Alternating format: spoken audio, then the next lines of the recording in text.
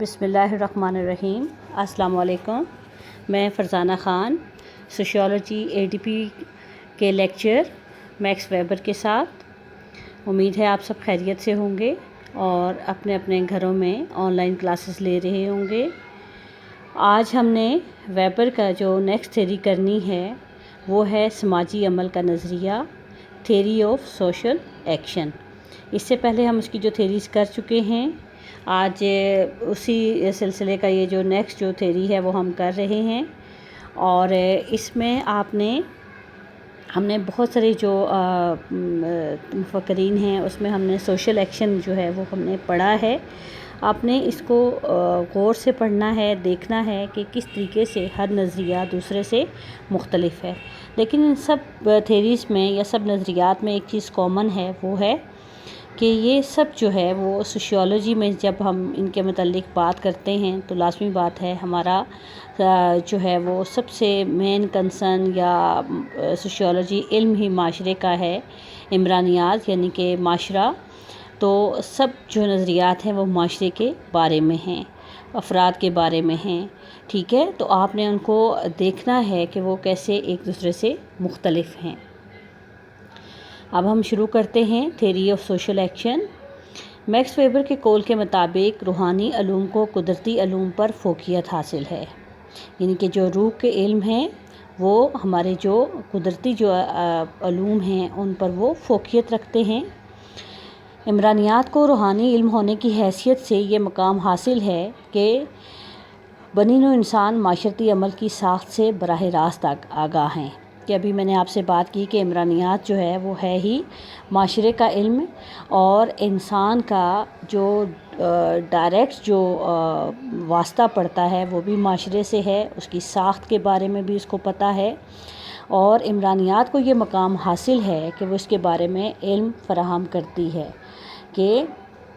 اسی لیے اسے تمام علوم کی ماں کہا جاتا ہے، کہ باقی جتنے بھی علوم ہیں وہ سوشل جو سائنسز ہیں وہ اس میں سے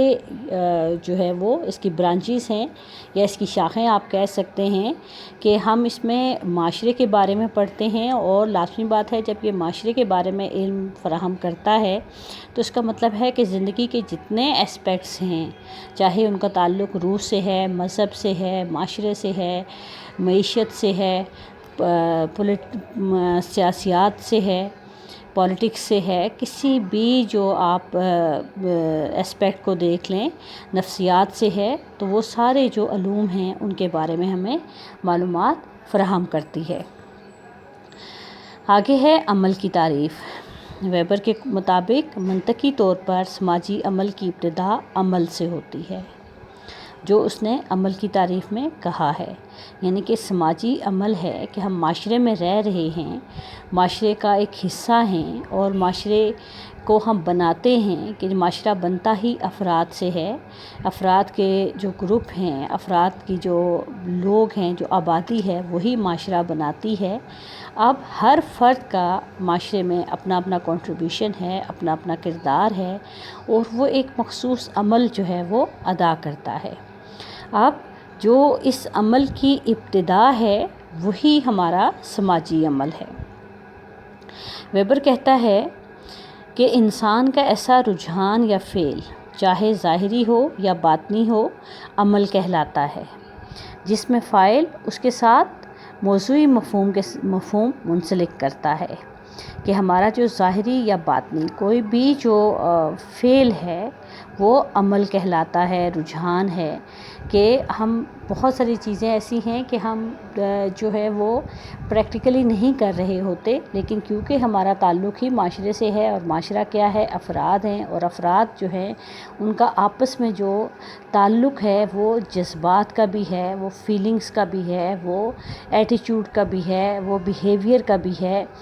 وہ ایک دوسرے تک اپنی جو ذہنی یا باطنی جو کیفیات ہیں، جو باطنی ہماری سوچ ہے، عمل کرنے کا انداز ہے، وہ بھی ہم دوسروں تک پہنچاتے ہیں۔ یعنی عمل وہ فعل یا باطنی رجحان ہے جس میں فاعل اس کے ساتھ اپنے موضوع کے معنی کو وابستہ کرتا ہے، جس کے لیے وہ عمل انجام دیا گیا ہوتا ہے،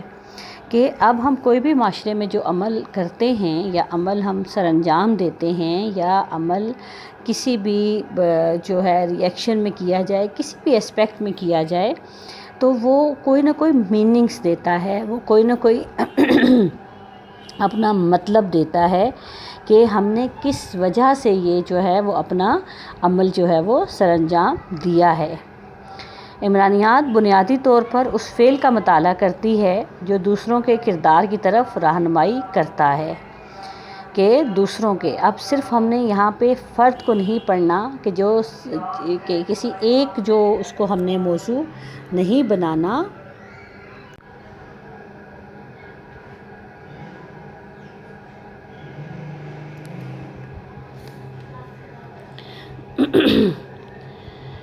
عمرانیات بنیادی طور پر اس فعل کا مطالعہ کرتی ہے جو دوسروں کے کردار کی طرف رہنمائی کرتا ہے، یعنی وہ فعل جس سے متاثر ہو کر دوسرے لوگ اپنا کردار انجام دیں، اس کا مطالعہ عمرانیات کہلاتا ہے، کہ دوسروں کے کردار کی طرف بھی رہنمائی کرتا ہے جو لوگوں کے فعل کو متاثر کرتا ہے۔ دوسرے لوگ اپنے کردار کو جو انجام دیتے ہیں وہ اسی سے متاثر ہو کر انجام دیتے ہیں۔ پارسنز نے بھی ویبر کے اس نظریے کی تائید اس طرح کر دی ہے کہ فعل میں انسانی کردار شامل ہے، جب تک کہ فاعل اپنے فعل کے ساتھ موضوعی مفہوم منسلک کرتا ہے، یعنی جس مقصد کے لیے وہ فعل سر انجام دیا وہ بامعنی ہو اور اس فعل سے منطقی تعلق رکھتا ہو۔ اس صورت میں انسانی فعل انسان کے عام کردار کو متاثر کرے گا۔ یعنی کہ ہم نے دیکھنا ہے کہ فعل سر انجام دینے والے نے جو فعل سر انجام دیا ہے وہ کس طرح سے موضوعی مفہوم اس کے ساتھ منسلک ہوتا ہے، وہ کیا مقاصد تھے جس کے لیے وہ فعل سر انجام دیا گیا ہے، اور وہ بامعنی ہو اور اس فعل سے بھی جو فعل کیا گیا ہے اس سے بھی وہ تعلق رکھتا ہو۔ اس صورت میں انسانی فعل انسان کے عام کردار کو متاثر کرے گا۔ ویبر کے ہاں سماجی عمل کردار کی وہ قسم ہے جس میں فاعل کے لیے بھی اس کے معنی موجود ہوتے ہیں، یعنی کہ جو فاعل اپنا فعل سر انجام دے رہا ہے تو اس کے لیے بھی وہ معنی موجود ہوں گے، اور بامعنی وہ فعل ہے جو مشاہدہ ہو سکے، جس کی شماریاتی انداز میں پیمائش بھی ہو سکے، کیونکہ جب تک کوئی فعل اپنے معنی یا مقصد نہیں رکھے گا خود فاعل کے لیے بھی بے معنی ہوگا۔ کہ ہم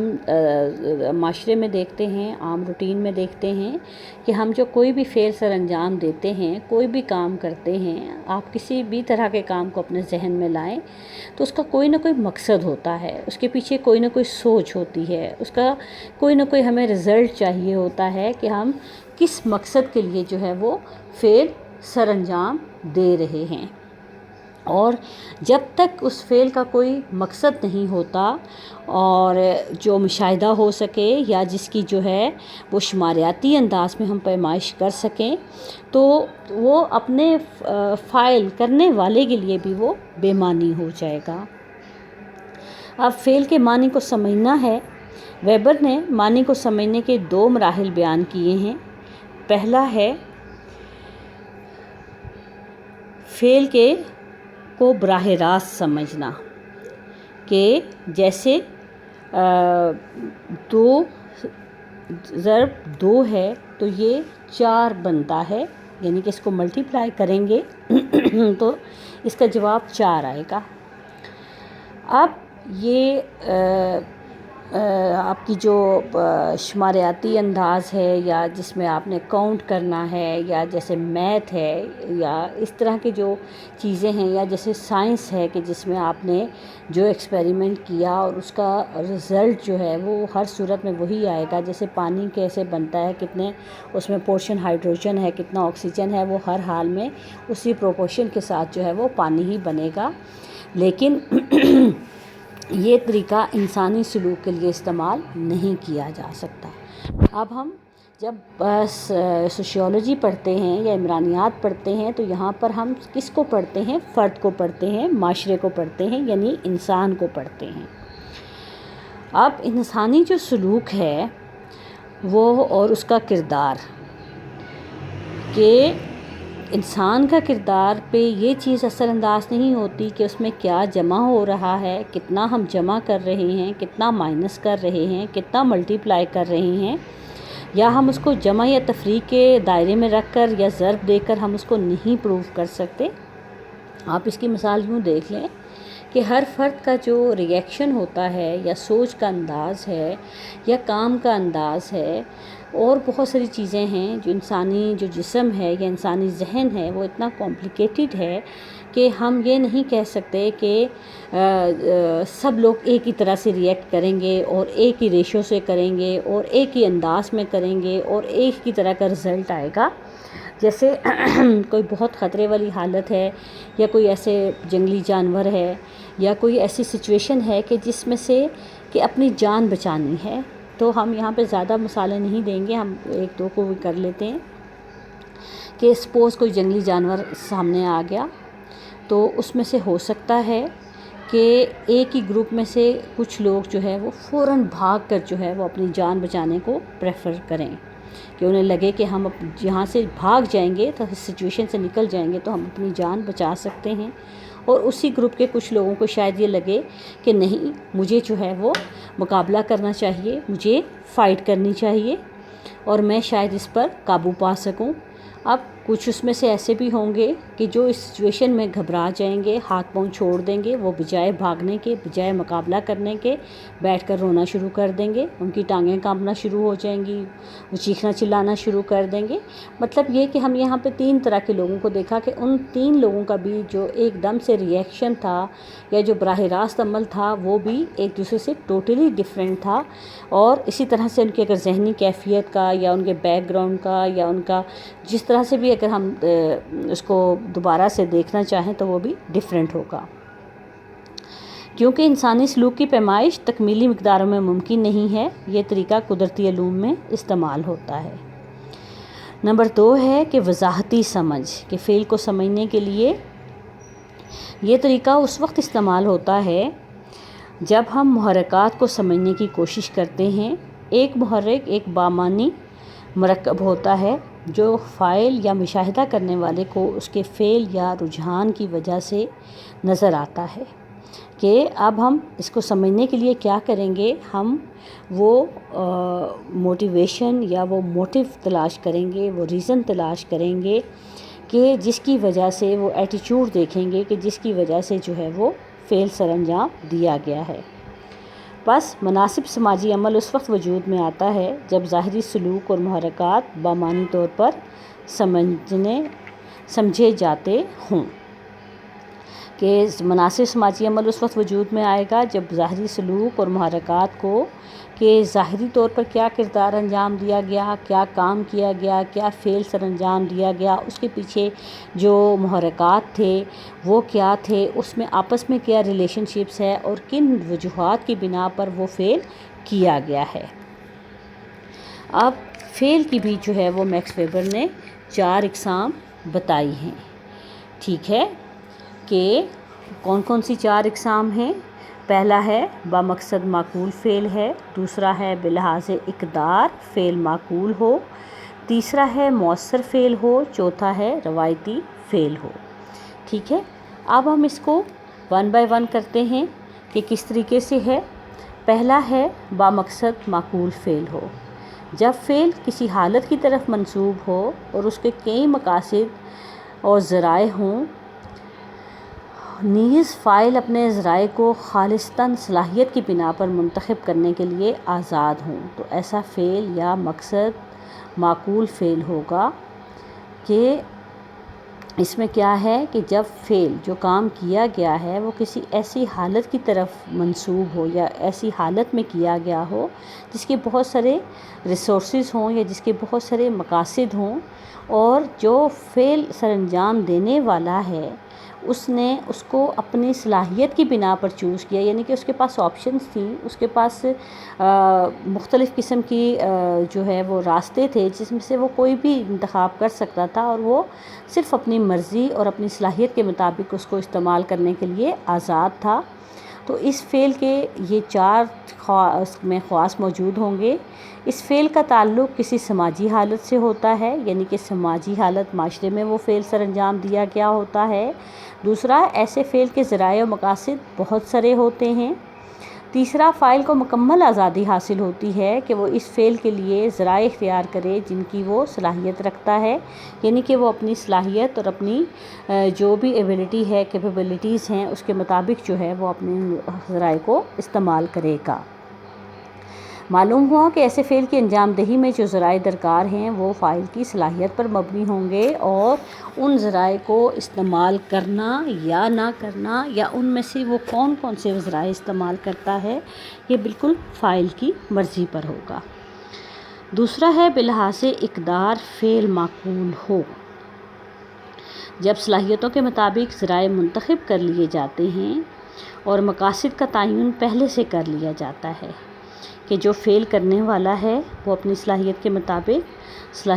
ذرائع کا انتخاب کرے گا، پھر ان مقاصد کا تعین کرے گا، اور ایسا فعل معقول ہوگا، یعنی اقدار کے لحاظ سے وہ فعل معقول کہلاتا ہے، جس کے مقاصد کا تعین اس کے واقع ہونے سے پہلے ہی کر لیا جاتا ہے،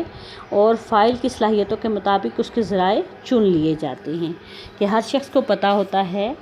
کہ میں کون کون سے کام کر سکتا ہوں، کس انداز میں کر سکتا ہوں، اور کیا میرے لیے بہتر ہے، اور کس کام کو میں کروں گا تو وہ اس کے رزلٹس بہتر ہوں گے۔ تو اگر اس کے مقاصد کو اس کے واقع ہونے سے پہلے ہی چن لیا جائے تو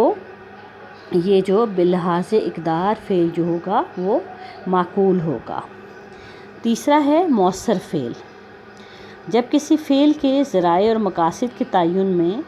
جذباتی عناصر کام کرتے ہیں تو وہ مؤثر فعل کہلائے گا۔ کہ اب ہم نے بار بار یہ پڑھا کہ ہم جب سوشیالوجی کی بات کرتے ہیں تو معاشرے کی بات کرتے ہیں، فرد کی بات کرتے ہیں، افراد کی بات کرتے ہیں، تو جب ہم اس میں جذباتی عناصر کو بھی سامنے رکھیں گے ذرائع اور مقاصد کے ساتھ، تو وہ فعل کیا ہوگا؟ مؤثر فعل کہلائے گا۔ جیسے محبت کے تعلقات ہیں کہ جس میں ریلیشن شپس آپ کے جو ہیں وہ آپ کی فیلنگز پر، آپ کے ایموشنز پر ہوتے ہیں۔ چوتھا ہے روایتی فعل۔ جب کسی فعل کے ذرائع اور مقاصد کا تعین رسم و رواج سے ہو تو ایسے فعل کو روایتی کہتے ہیں کہ رسم و رواج، تہذیب، ثقافت، یہ سب جو ہے وہ معاشرے کا حصہ ہیں، معاشرے کی پہچان ہیں، اور ہر فرد جو ہے وہ ان کے ساتھ رہ کر زندگی گزارتا ہے اور اس سے باہر وہ نہیں ہو سکتا۔ تو جب ہم کسی فعل کے ذرائع اور مقاصد کا تعین اس کے رسم و رواج کے حوالے سے کریں گے تو جیسے دنیا کے مختلف معاشروں میں شادی کی رسومات پائی جاتی ہیں کہ ہر معاشرے میں جو ہیں وہ جو مخصوص قسم کے جو انداز ہیں وہ اس پر کام کیا جاتا ہے۔ اس طرح مختلف معاشروں میں جو شادی بیاہ کا جو فعل ہے یا اس کے علاوہ بہت ساری جو رسومات ہیں وہ روایتی ہیں، یعنی رسم و رواج پر وہ بیس کرتی ہیں۔ کوئی مقصد کسی فعل کا پورا نہیں ہوگا جب تک اس مقصد کے حصول کے لیے اس کا ذریعہ اختیار نہ کیا جائے، یعنی جب تک کسی واقعے کا سبب نہیں ہوگا وہ واقعہ سرزد نہیں ہوگا۔ کہ ہر معاشرے میں رہنے کے لیے جو ہے وہ مقصد ہونا ضروری ہے، اور ہر فعل کے لیے جو ہے وہ کسی معاشرے کے جو ہے وہ رسم و رواج کے مطابق جو ہے وہ اس پر عمل کیا جائے گا۔ اب ہر معقول فعل میں مندرجہ ذیل خواص ہونے ضروری ہیں۔ پہلا ہے صلاحیتوں کی بنا پر ذرائع اختیار کرنا، کہ صلاحیت کی بنا پر جو ہے وہ ذرائع کا انتخاب کیا جائے گا۔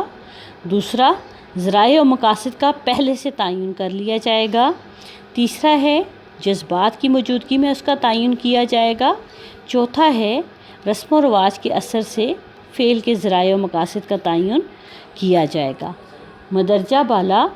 4 اقسام بیان کرنے کے بعد میکس ویبر نے معاشرتی تعلق کے تصور کی وضاحت کی ہے کہ یعنی کہ جو معاشرتی تعلقات ہیں، جو معاشرتی جو رسم و رواج ہیں، یا معاشرتی جو فعل ہے یا جو فاعل کا اس کے ساتھ جو تعلق ہے وہ ان 4 جو ہے وہ ذرائع کی بنا پر ہوتا ہے۔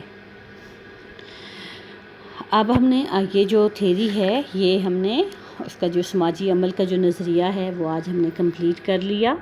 امید ہے آپ کو سمجھ آ گیا ہوگا اور اس کو آپ نے بہت اچھے طریقے سے اس کو یاد کرنا ہے اور آپ نے فیڈ بیک دینا ہے. تو اس کو دوبارہ بار بار آپ ان کو سیو کرتے جائیں اور اس کو بار بار سنیں تاکہ آپ کو یہ اچھے طریقے سے سمجھ آ جائیں. اسی کے ساتھ آج کا ہمارا لیکچر ختم ہوتا ہے.